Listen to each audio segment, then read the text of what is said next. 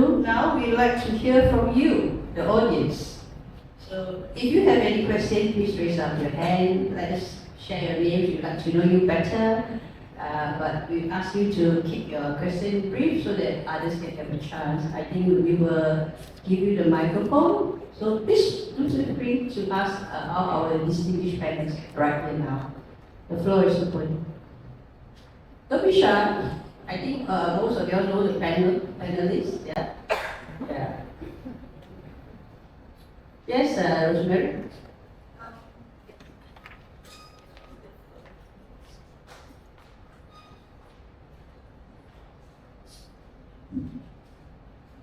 I don't go back as far as our panels with third generation, fourth generation, fifth generation.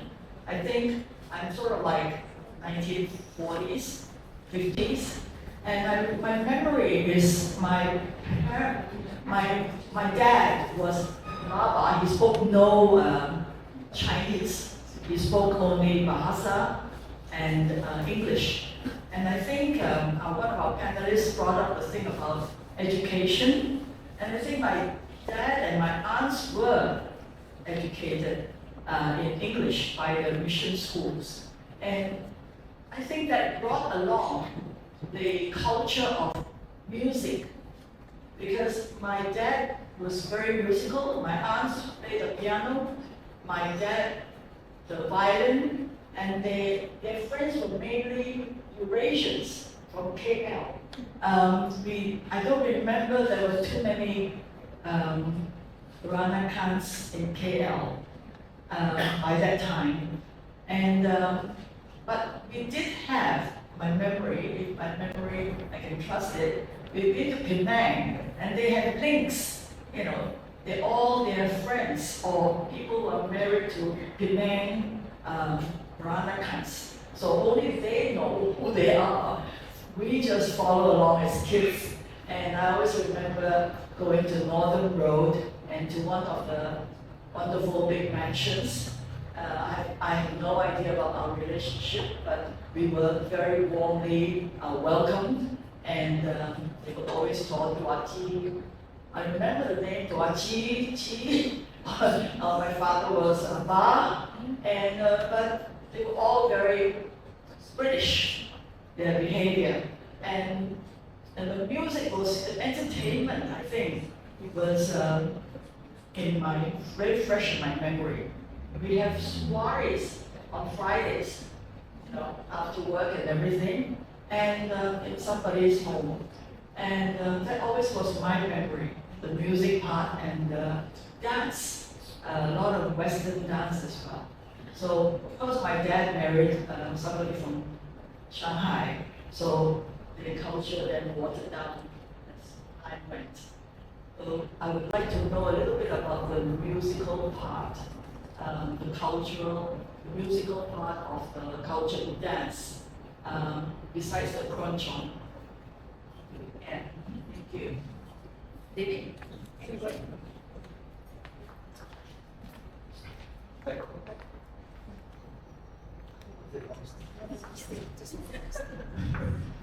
So yes, it's like the Pranakans were Pranakan culture. I think I have to say it's actually really a product of colonialism.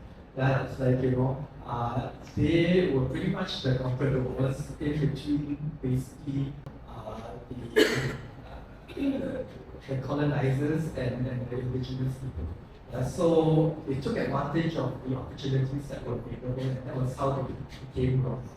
And hence, you have this hybrid culture where they've taken on a lot of European culture and lifestyle. So yes, so the music is definitely part of that. Before like what Lily was saying in terms of all your Western music, Dongzhong was the thing of the day at that time, fashionable, and then eventually the English music or European music started to sort of seep into the culture, and you have your dance foxtrot and waltzing and whatnot. Exactly, that very much became the culture, the ballroom scene, which is part of your Peranakan parties as well. Yeah, it's like, of course, that was also mixed with roaming as well. It's like, I remember my great-grandfather's birthday parties where my mama would actually be singing the Tunang Sayang. Yeah, and then it's like, and you also have your roaming sessions, your joget sessions, which is very much sort of like part of what we try to do in our Peranakan dinner and dance and and what have you. So yes, it's like, the music is really a hybrid as well of Malay, and European music. Does that answer your question? Thank you.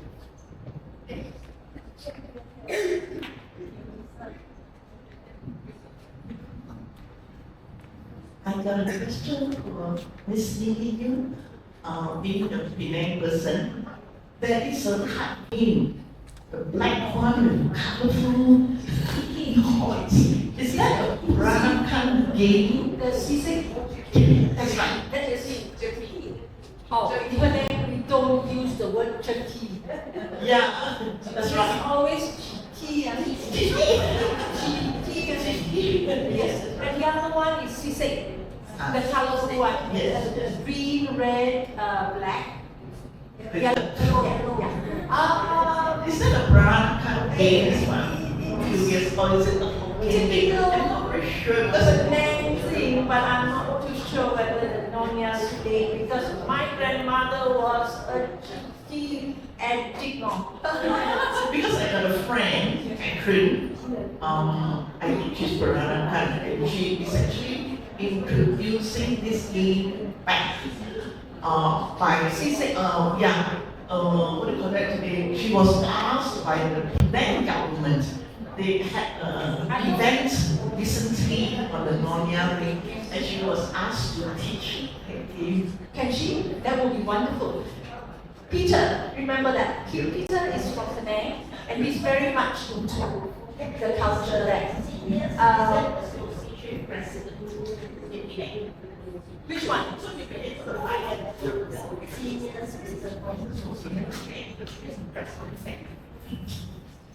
So it is cheeky. My grandmother was an addict. Every afternoon, just disappears. And in the cheeky society, there were a lot of people who lost fortunes. And what they did was they got their jewelry. Won't tell their husbands. They got their jewelry. That is worth how much. So that was what. Unfortunately, I'm not in Penang, so I can't learn from her. But I met her in Yeah, but this is, and she was it's actually very Chinese, but forgotten. It's the jiggy that people are still playing, but sisig, I think very few. I don't know. Sisig means 4 colors. It's Hokkien. You understand sisig, right? Yeah. You have to answer your question. Anybody else? Lady in the back? Yes.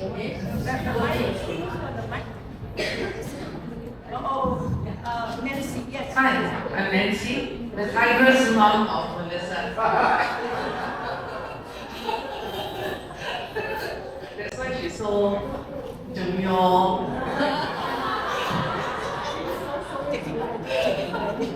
Anyway, I didn't come to talk about Melissa and I want to ask you, David, about the blue rice.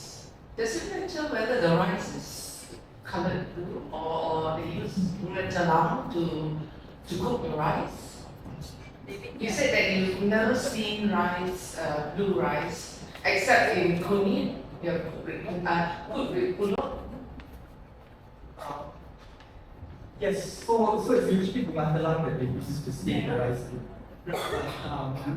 But as far as I know, it's like, we've only seen our pulut, not rice, right? So I think these days restaurants cooking their rice with bunga telang and then serving it and passing that off as peranakan. I've got friends who are sending me pictures. It's like, oh, we have blue rice, and that's peranakan. It's like, so like I said, a friend who came and had nasi ulam was asking me, it's like, how come it's not blue?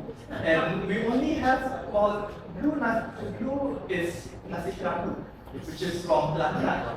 Yeah, it's like, so with the Peranakans, it's like we've only always stained our pulut blue and not nasi. Not ras. It's not ras, yeah. Okay, this is the point that I want to go a step further, because I feel that Peranakan food is actually the first fusion food.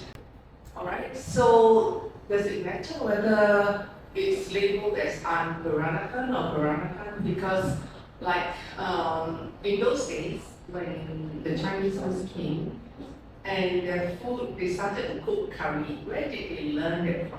They learned it from the locals, right? And then they added things like pork, and had pork curry, pork rib curry, which the Malays will not take, but it's fusion. Yes. So this blue rice is a modern fusion, and it's quite nice. It's an evolution because Peranakans are evolving. Yes, They're it's not like, static. so yes, no culture is static, right? It's like, and this is sort of like the where you sort of like put authenticity. I'm just saying, it's like, okay, you can say that this is something that I've created, it's like, but don't pass it off as Peranakan, or that it is Peranakan. It's like, it's something that I'm creating because I think it's, an interesting adaptation or whatever. It's like, but the fact that I have friends who are sending me pictures that, this is Peranakan or representative of Peranakan, that is what I'm sort of like concerned about in terms of the commodification of the song. But if I'm Peranakan, I add a few matalam and make my rice blue. So it's Peranakan. At one stage, I'm sure the Nyonyas were also experimenting, right? It's like, so this is the balance in terms of sort of like, where's your reference point when it comes to authenticity, right? It's like, my name is Lily Yew. I'm from the Persatuan Peranakan Baba Nyonya Pulau Pinang. I'm also the missionary guide writer for Kino and Penang, and I've been asked this before. From Penang point of view, anything blue in our food is taboo. Because all are blue and black. But in Penang, we've got two types of sweets only that is blue. Pulut Inti and Pulut Tai. Pulut Tai is actually Pulut Tekan in Malacca. The reason why it's acceptable to us is because Pulut Tekan has got kaya on top. So the Hokkien call it Tiak Kim. We put gold on top. Pulut Inti, the Inti is representing gold. So again, Tiak Kim. So they become acceptable. Otherwise, anything blue we consider Tai Chokong, Chong Mai. Macam semayang, orang mati lah apa. So because of that, it sort of negates the Padang Haram. We also are aware that in Malacca, the Kueh Chan Babi, Nyonya, blue and white, because Malacca people like blue and white because it mirrors their main porcelain collection, blue and white. So that's why they realize they want also blue and white motto to reflect that. But of course, the Kueh Chan Babi, the filling of course is will be the gold, it contains gold inside. So this is like some of the nuances that we observe. Since we are today as being Nyonya, we have to draw the line. What is tradition? Tradition means it has been passed down for generations. What is new, what is current is a trend. It may go away, it may be accepted, it may not. So when we talk about tradition, I'm wearing a traditional Nyonya kebaya, which means that style has been passed down from my mother's generation. Very sad to say, I always tell people, batik is not traditional Baba attire. It's new. My father never wore a batik shirt. So it's this generation, it's this trend, this this current trend. It's not traditional. So when you use the word traditional, be careful what you say. So if you say this is traditional Nyonya, state the tradition that has been passed down by generation. So if you want to stain your rice blue, go ahead, it's up to you. Nobody's going to take you to jail or anything. But because you can say, I've embraced the Malaysian culture, embraced it. Okay, we have embraced it. We have not assimilated, we have embraced it. So in the East Coast, they do stain their rice blue for their nasi kerabu. Typical Penang Nyonya nasi pulang is stained with kuning, so it makes it gold. So if you tell me, oh, Penang Nyonya, what is this, kocabi, they have to use the word kocabi. Oh, I forgot. It's not kocabi, your mother did, your grandmother did not do it. You are bringing something new. So it is not something you can't do, but don't use the word traditional. Does that, Nancy? Does it sound right to you?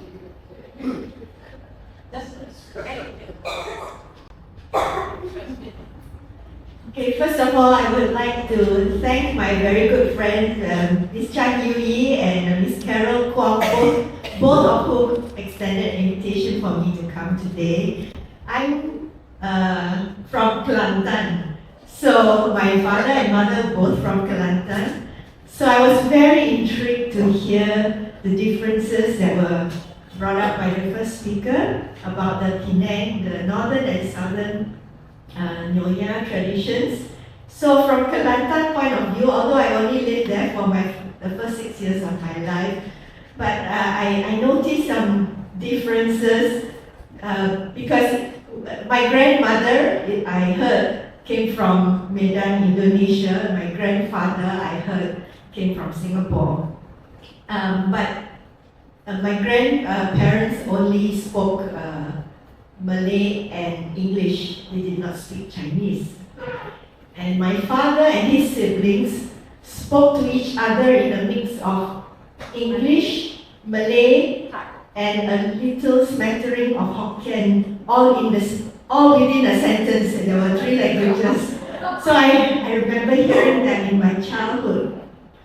And I remember my grandmother wearing the kebaya with the sanggul and the, that chain link belt, I don't know what you call that, the metal belt, right? So she was a true blue Nyonya. And I don't know very much about the differences about her food, but what I heard was very intriguing about the Malacca and Penang Nyonya because I never really understood it. So now I have a little bit more insight because when my mother was alive, she would, my mother was not from a Nyonya family, but she learned to cook what we liked, what my father liked. So I remember things like pong teh, babi masak asam, those were things that we had quite often in our home. But now my brother has been, my brother's wife is from a Penang Nyonya heritage. And for Chinese New Year, we get things like juhu cha and, some other dishes that she says they are Nyonya. So I never really figured that out until now you tell me that the Penang Nyonya have different food traditions from the others. Thank you very much.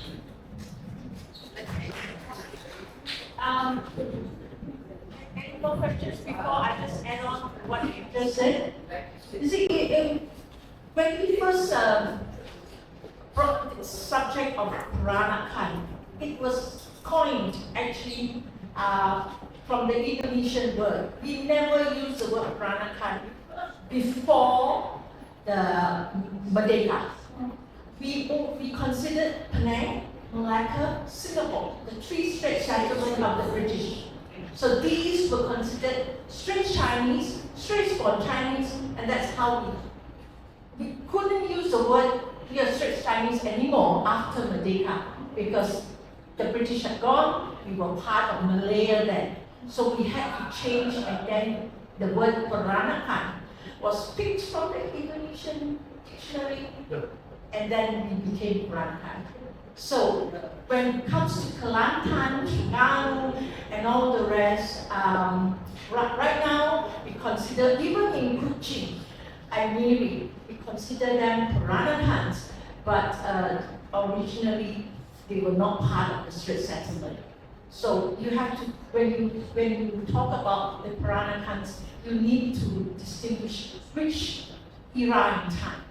So now we have the East Malaysians, who are the Terengganu ones, and the Kelantan people who are part of the Peranakan culture. So to the young lady, you know you have different ancestries, so you have learned from different ancestors, different types of cooking. So it's a combination of everything, but you know now where the source comes from. Jiu Cha came from Penang, okay? Pulut ikan came from Penang. Pong Teh came from Malacca, okay? But Tejio, Sebab, right? Yes, they come from Malacca. So anything from Singapore, they were all migrants lah, mostly. Okay, Singapore can speak Thai, you know, and competing, you know, that is what the Moluccans cook. So Singaporeans, because like I said, when the headquarters was ruled by the British, a lot of the Peranakans from Malacca, and then they moved down to Singapore. So that's where the culture and the food, it's a mix of everything. So if you go to Penang and you tell them Jiu Cha, you don't know Jiu Cha. So you're not from Penang if you don't know Jiu Cha. Anything else, anybody? Hi, Assalamualaikum and salam sejahtera. I'm Nabil Zahid. Sorry, I'm not Peranakan, but I'm from Island Totok. So my question is, to what extent are Baba Nyonya custom and tradition still preserved by the youngest generation today? Thank you.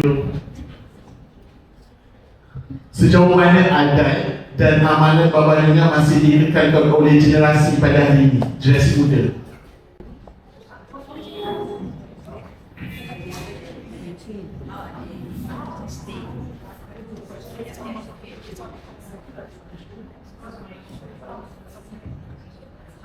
I think it's a great question, by the way. One of the things that we are trying to do is to bridge the generation gap, because the younger generation now have potentially a different way of thinking, how they are Peranakans, or maybe they don't even think that. It's just like when I was younger. I never thought I was Peranakan. That was not my identity. Because I came from a mixed hybrid family. My father was Hainanese Chinese, and my mother is the Peranakan. Okay, but the mother obviously brought a lot of influences into the family. So how do the younger generation now think of how they are a Peranakan? I think the first stop is food and clothing. Yeah, but we need to be able to instill in them the values of a Peranakan family, the values of a Peranakan person, as it has been taught to us by my grandmother, my mother, coming down, and now to my nieces and nephews as well. So it's very difficult. I'm trying to get my nieces and nephews to be more involved in the Peranakan culture and into the activities of the Peranakan people and the community. I'll give you an example. KL is hosting our next international convention at the end of this year. There's an international Peranakan Baba Nyonya convention, which is open to all the Peranakan associations around the world. So whether it's here, Indonesia, Jakarta, Indonesia, Singapore, Thailand, Australia, Malaysia, we all come together for this one big convention over a weekend.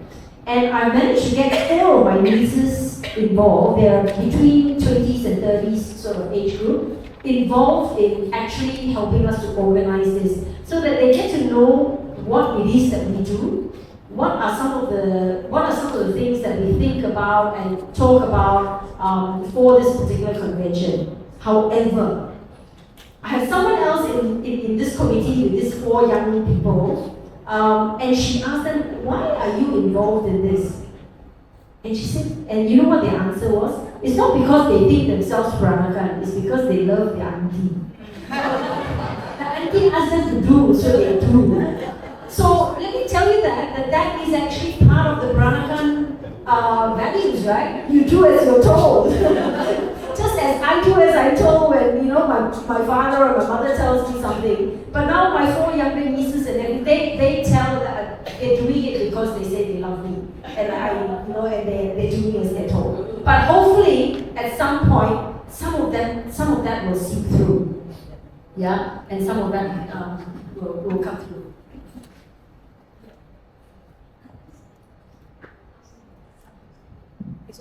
Hello. Yeah.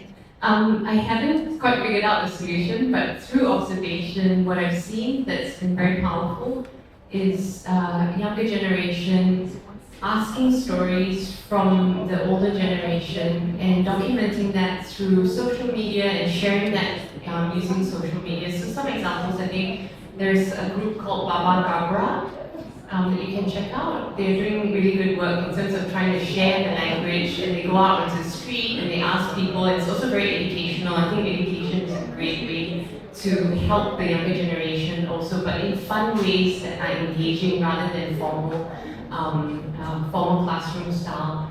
Yeah, and I think another one also is, it's not Peranakan per se, but it's called the Baja Laut in Singapore, and they're a minority community, but they've actually been documenting a lot of stories, working with lecturers, academics, to also then work with the community to, I guess, try to understand and articulate their culture.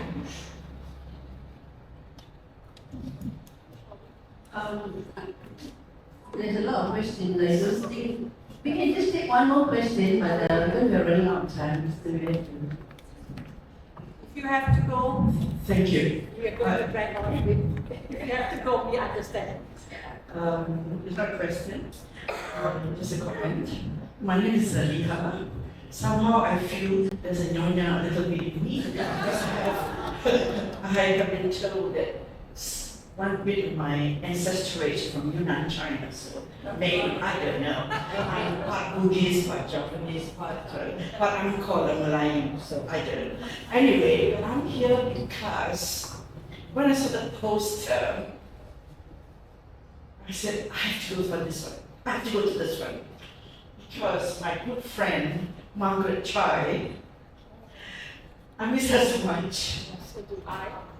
I lived in Japan for the last 5 years, and fortunately for me, just a couple of weeks before Margaret passed on, I met her and we had a meal together.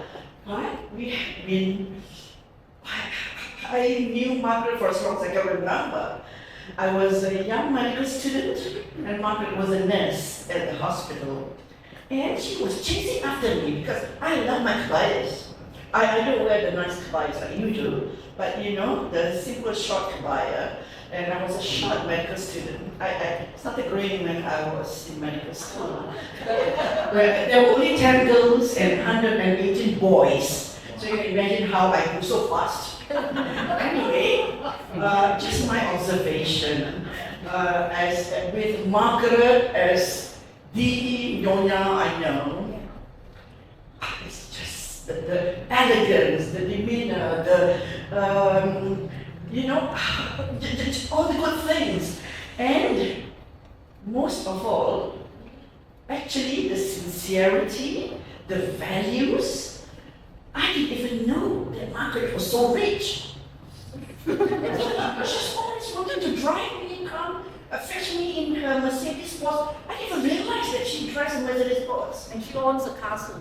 Oh yeah, I've been to her castle and been to her island, I've been to all the houses in Scotland. And it's just, like I said, the value. You do so well, but there's humility, sincerity, simplicity in the life. I remember the day I wanted to go to Edinburgh, we were at a meeting, and Margaret said, "Oh, you go to Edinburgh? You have a place to stay?" I said, "Haven't thought about it." You can stay in my house.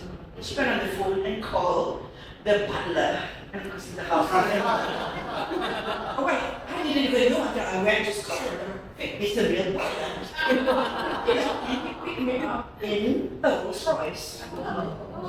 And I mean, it's just amazing, I think. And I think those are the values of the Nyonya values in her that she has portrayed. And I really appreciate that, we had been friends until she passed on. I was just a young medical student when we first became friends. So I really treasure and thank you very much. I got this poster, Lily, and we called each other, and I hope to go to that international conference if you want to share it with us later. Thank you very much. Lovely meeting you all. Oh, because of Margaret, I have all the beaded shoes and cabayas. That I pass on to many students. Thank you. Thank you. I think we have just come to the close of today's dialogue. Very interesting, not only from the panelists, but also from the audience. You have shared your story, whether it's personal or otherwise, but it's such a rich, culture of being a Nyonya, just being a Nyonya, the elegance, the gentleness of the Nyonyas. Yeah, I'm so proud to be here moderating this session. But before we close the session, I actually would like to ask each of our panelists. So, describe in one word or a phrase about what is rich Nyonya to you today. My cultural heritage. My cultural heritage. I'm here today.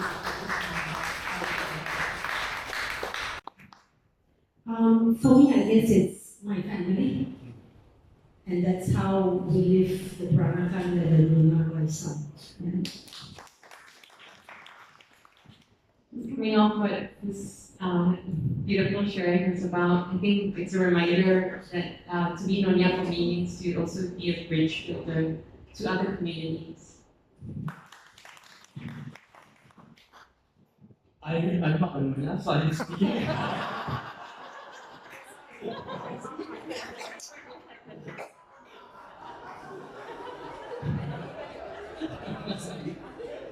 Speaking as a Baba, yeah, it's like, this I guess probably has shaped me and probably has made me the Peranakan I am.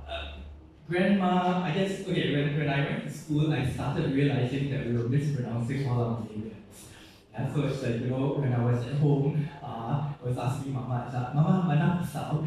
And then I thought, kena mati, pisau lu anak Melayu It's like, so I guess that made me very conscious of who I was. Yeah, it's like, we are a distinct group of people. It's like, with our hybrid culture. And so these, I guess, were the things that shaped me, and I suppose the food legacy from Mama is something that I try to share with as many people as I can, and actually I try to go to the less known, more obscure kind of like endangered recipes of the culture that's not so commonly done. One word, one phrase. Food, I guess. Thank you very much. Thank you. So thank you to all the speakers for such a rich, thoughtful discussion. Being Nyonya. It's not about fitting a fixed mold. It's about embracing the living heritage.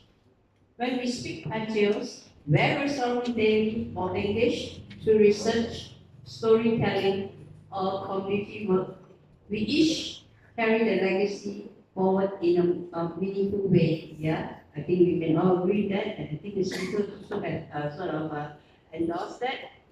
So, on behalf of the organizing committee, a heartfelt thanks to Johnny of Warong Hong China for graciously in this beautiful space and treating us with such scrumptious tea and kueh. Yeah. Terima kasih also to our panelists, Lily Yew, Miss Celia Yeo, Miss Melissa Chan, and of course, Dr. Lily Yew, for their generous sharing of stories and thoughtful reflections. And of course, to our audience, thank you for being part of this vibrant and really cultural conversations. So may today's dialogue remind us that heritage is not only preserved in books or museums, but in kitchen, closets, conversations, and communities. So please join us once again. A round of applause for our panelists. Before we depart, yeah, I think there's still more tea, is it, Johnny? Is there any more tea? Yeah, we still have a tea and a little bit of quick break. And do not forget to visit John Ang's pop-up shop of Isarong Kabaya. And because today is his, yesterday was his birthday, and he's giving 50% off to all his collection. So do visit him. Yeah, John? Yeah, John? Yeah? So, okay, thank you very much. Have a lovely evening and terima kasih. John wants to talk.